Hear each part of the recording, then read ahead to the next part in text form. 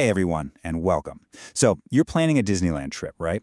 You know one of the biggest and, let's be honest, most stressful decisions is where are you going to stay? Well, today we're diving deep into a super popular, budget-friendly option that's right there in the mix, the Alpine Inn. And this is all part of our Disneyland Hotel Diaries series. It's where we do the legwork for you. We dig into the good, the bad, and everything in between for hotels around the resort. Our whole goal? To help you find that perfect home base for your trip. So, here's the game plan. We're going to talk location. Is it a golden ticket? Then, what's it actually like inside the room? We'll weigh the perks versus the quirks and finish up with a final verdict and some crucial pro tips. Let's get into it.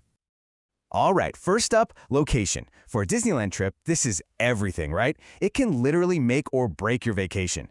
So the big question is that 15-minute walk really worth it? Okay, so here's the headline feature. You're looking at a 10 to 15-minute walk to Disneyland's main gate.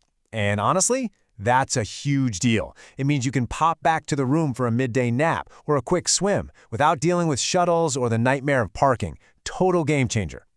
And it's not just the parks. You've got everything right there. I mean, the Anaheim Convention Center is super close. You've got your classic go-to spots like Denny's and IHOP for breakfast. Need sunscreen or snacks? CVS and Walgreens are right there. Even a good pizza place. Having all this at your fingertips really does save you a ton of time and, let's be real, money.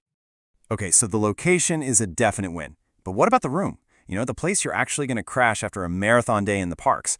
Let's see if it's all about comfort or just the basics. I love this quote. It's something you see over and over in the reviews. After walking miles and miles, all you really care about is a comfy bed, right? And it sounds like the Alpine Inn absolutely nails this. That's a huge plus in my book. And beyond the beds, people say the rooms are clean and feel pretty recently updated. But here's the thing that gets a lot of people excited. No carpets. I know, it's a small detail, but having that hard flooring just feels cleaner and more modern, doesn't it? It makes a big difference. So let's talk amenities. It's important to set our expectations here. You do get the essentials, a microwave for popcorn, a mini fridge for drinks and leftovers, super handy. But what's missing? Well, there's no breakfast, just coffee and tea.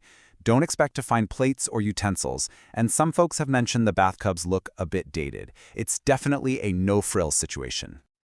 All right, this is the crucial part. Every hotel has its good points and not so good points. So let's get into the perks versus the quirks and weigh the pros and cons. Okay, let's look at the wins first. Free parking. In Anaheim, that's like finding gold. The staff is apparently super friendly and helpful, which is always great. And they have family suites, which is a big deal for value. Now, for the watchouts. There is a $15 daily resort fee, which we'll talk about. The walls are thin, so you might hear your neighbors. And if you have a big car, good luck, because the parking spots are tight. Also, the pool is kind of just in the middle of the parking lot. It's not exactly a luxury vibe. And yeah, this quote here really hits the nail on the head. That resort fee feels a little funny, because calling this place a resort is a bit of a stretch. It's a classic, clean, convenient motel. It's your base camp for adventure, not the adventure itself. And that's totally okay as long as you know that going in. Okay, let's bring it all home. We've talked location, rooms, the good, the bad. So what's the final verdict? Is this the right hotel for your next trip? So, let's figure this out. Is the Alpine Inn for you?